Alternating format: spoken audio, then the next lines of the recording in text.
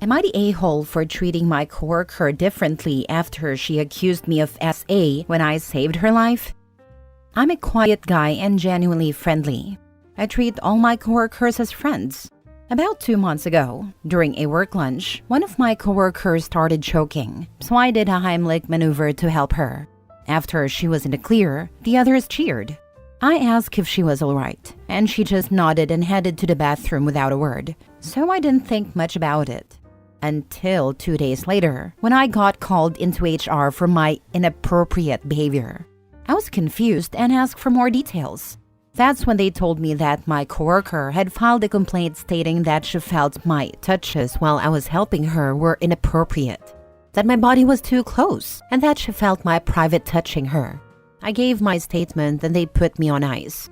I was still working, but with the potential to be removed, while they investigated further. After a week, I was in the clear. I returned to working normally without fear, but I started distancing myself from that coworker. She tried to apologize, which I accepted, and she tried to explain that she has trauma and should have told me. But I still took precautions and only treated her as just a colleague. I no longer talk to her unless needed, always keep my distance. I no longer invite her out unless there are others present. She could feel my hesitation toward her, and how I no longer treat her the same as others. She tried to say that I'm being ridiculous and petty, but I told her that I'm just looking after myself. So, am I the a-hole? Now for the top comments. So she falsely accused you of SA when you saved her life in front of a crowd using a widely known medical technique? I would hope your company is looking for a way to let her go, because this lunatic is a massive liability to have around. Not only that, next time she chokes, everyone will be too afraid to help her. That would be a play stupid games, win stupid prizes moment. You have to avoid her now. That's the answer. You weren't fired this time, but she has the power to get you fired, and you do not sacrifice yourself in this situation. That will not solve anything and will only cause you harm. Not the a-hole. You literally saved her life, and she repaid you by filing a false SA complaint that could have ruined your career and reputation. Her having trauma doesn't excuse potentially destroying someone's life after they helped her. Your new boundaries are completely reasonable. Keeping interactions professional and distancing yourself is the smart move to protect yourself. You could have been fired or labeled as a predator over performing a medical emergency procedure. She's upset because she has to face the consequences of her actions. She can't accuse someone of SA and then expect the relationship to go back to normal just because she apologized. You're not being petty, you're being prudent. WTF? Falsely accusing someone of SA is no damn joke, and she expects things to remain the same? Her apology doesn't cut it. Stay far away, please. Not the a-hole in any way. She only apologized after the investigation concluded and he was found innocent. That speaks volumes about her character. Next story. Am I the a-hole for reporting my coworker to management for touching and smelling my hair? So I, 28 female, work at a tech company and it's generally a relaxed environment. Most of my coworkers are pretty chill, and I get along with everyone, including Tom, 35 male. We work on the same team, but I don't interact with him too much outside of team meetings and casual office chats. That said, things have gotten really uncomfortable lately, and I'm not sure if I'm overreacting, so I need some advice. About a month ago, I was sitting at my desk working, and Tom walked by and, without saying anything, reached over and brushed his fingers through my hair. I was stunned, but I didn't say anything. Just awkwardly laughed it off, assuming it was a one-off thing. But then it started happening more and more. Every time he'd walk by my desk, he'd touch my hair, sometimes lightly running his fingers through it. It started feeling weird, but I just didn't know how to handle it. Then one day, it crossed the line. I was in the break room getting coffee and Tom came up behind me and smelled my hair. He just leaned in, took a deep breath and said something like, "Your hair smells so good. What kind of shampoo do you use?" I was completely horrified. I didn't know what to say, so I just muttered a quick answer and walked away. I couldn't believe it. After that, it only got worse. He would sometimes stand a little too close to me when talking, and I'd catch him sniffing the air around me like he was trying to smell my hair again. He'd even comment on it like, Your hair always smells so fresh. I wish I knew what scent that is. I tried to brush it off, but it felt more and more invasive every time. Finally, a few days ago, after I did it again during a meeting, I couldn't stay silent any longer. I felt grossed out and violated. I went to HR and explained the situation, including how Tom had repeatedly touched and smelled my hair without my consent. I told them I felt uncomfortable and had tried to ignore it, but it had gone on long enough. HR assured me they'd take care of it. A couple of days later, Tom came to me visibly upset. He asked why I went to HR and said, "I didn't think it was a big deal. I was just complimenting you on your hair. It's no different than someone saying they like your shoes." I told him it wasn't just a compliment. It was an invasion of my personal space, and I had asked him to stop before, but he didn't listen. He then said I was overreacting, that I was making things awkward, and that I should have just told him to stop instead of reporting him. A few people from our team have been talking about it, and some say I made a mountain out of a molehill, that I should have just handled it directly with him. Now I'm feeling conflicted. I don't want to be the person who overreacts, but I also feel like his behavior was crossing serious boundaries. Was I wrong for going to HR? Should I have just told him to stop? So, am I the a-hole for reporting Tom to management instead of just asking him to stop? Not the a-hole. That was seriously creepy behavior. I don't know how you let him even touch your hair to begin with. I think being a woman makes you allow things that you shouldn't allow.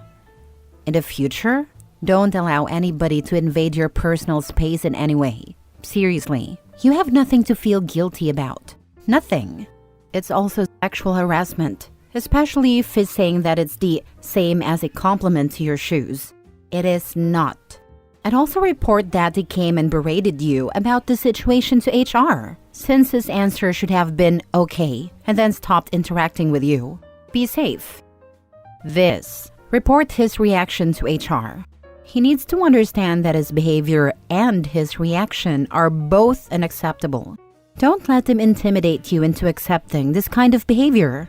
This absolutely qualifies as harassment and could end up creating a toxic work environment for you. When I was in my 20s, I had very similar experiences. It took decades for me to learn how to stand up for myself. Please, OP, listen to your gut in these situations.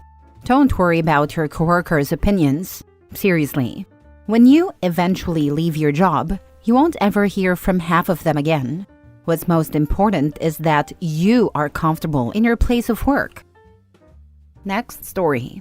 Would I be the a-hole if I bought the motion-activated door chime from my office because my partner keeps scaring me? Me and my partner both work from home. During the day, I work out of his spare room and he works out of the living room. So during work hours, these two spaces essentially function as two offices. I will refer to the room I work in as my office for simplicity's sake, but it is not for my exclusive use. And there is a second bathroom that can only be accessed through the spare room. I scare extremely easily. I usually keep the door open unless one of us is on a call, but very frequently my husband will walk in the room and scare me really badly.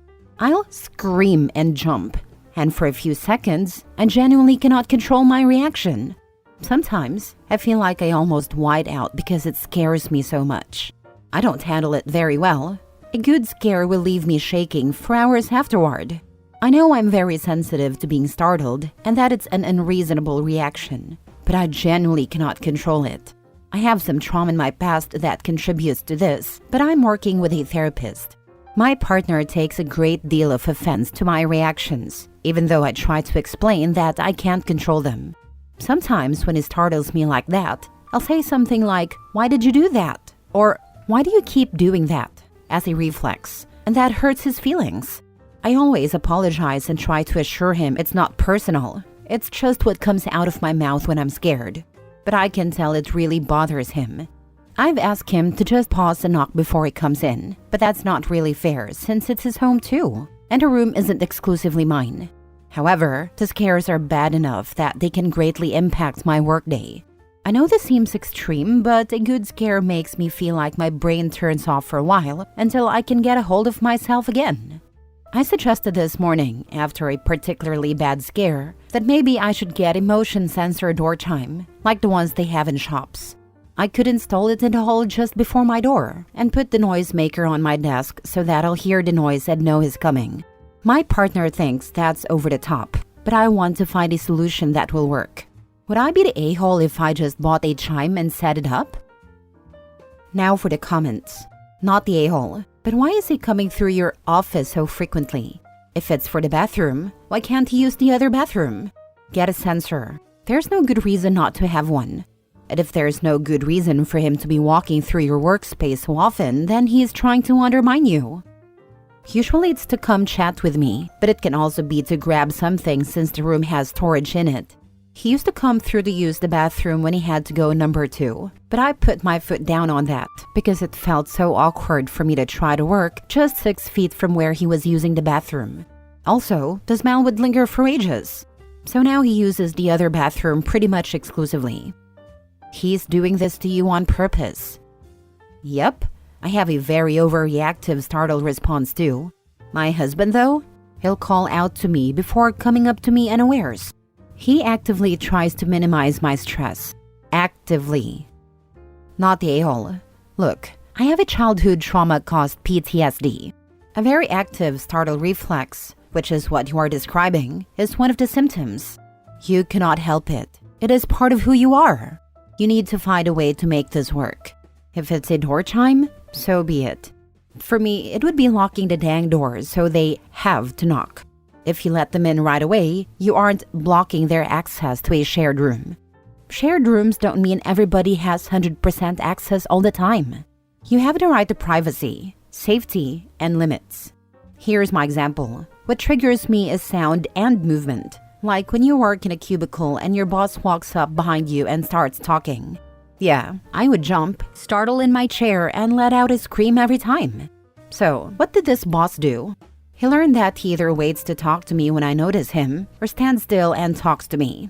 No more jump scares. No more screaming. That was a boss. Not a man who loved me and was supposed to be my partner. Just some dude who could have made my life hell, but cared enough to learn and change his behavior. Your partner needs to step up. Part of my being easily scared definitely comes from my childhood.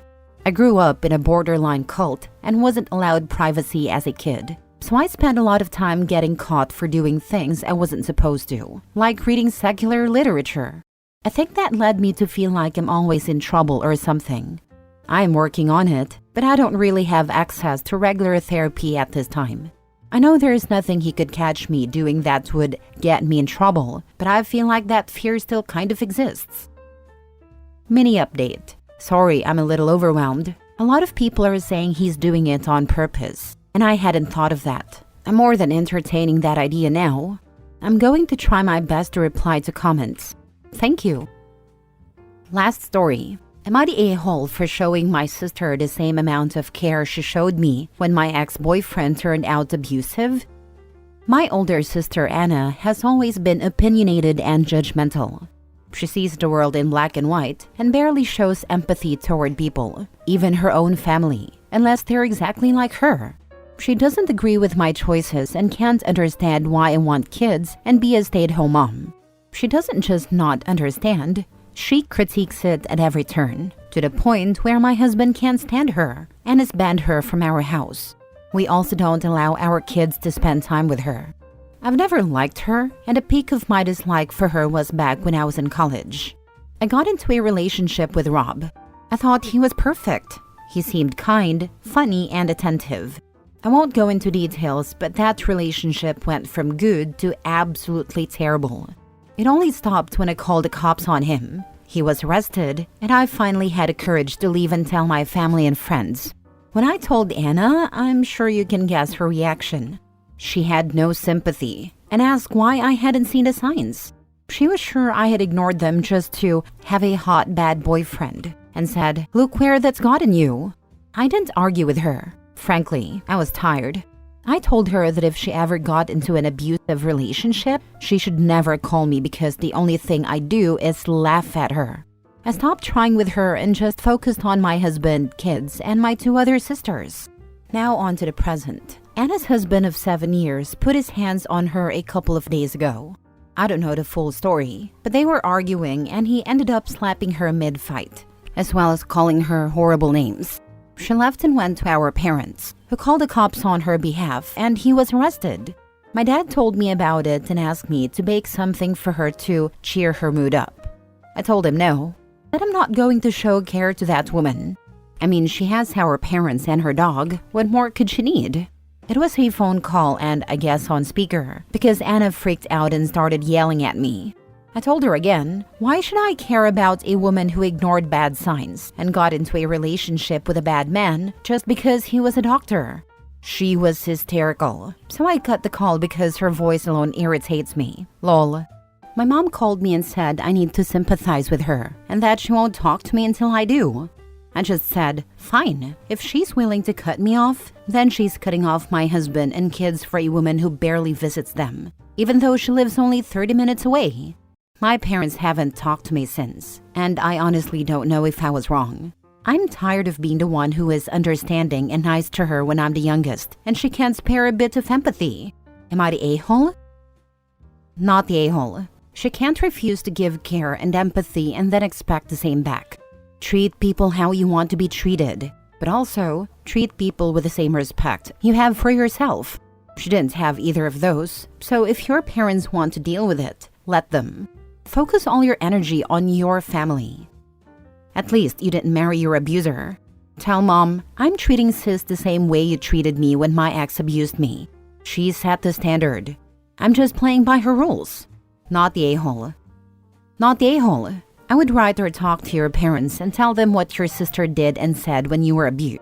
You are only following her example of treating her the same way. This way, they are aware of how rotten she was to you. Not the a-hole with a caveat. Do your parents know the extent to which your sister has alienated you? Or are they putting this down to sibling rivalry? Excellent point. It's important that the parents understand why you are behaving the way you are, OP. You do need to talk to them about it outside of when your sister is on the phone. I hate when people have someone on a call and don't tell you. It's highly inconsiderate and downright rude.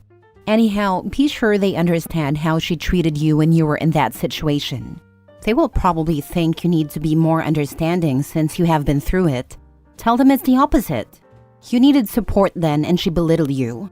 Because of that, you cannot support her now. It was hurtful and you are still angry. Parents tend to leap to support the child that's having emotional stress. It's pretty natural. They just need to understand why you can't. If they push it, just go low or no contact for a little while until things die down.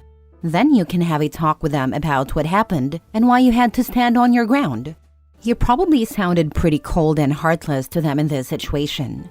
Once it calms down and they're able to look at the bigger picture, they may be better able to understand where you are coming from.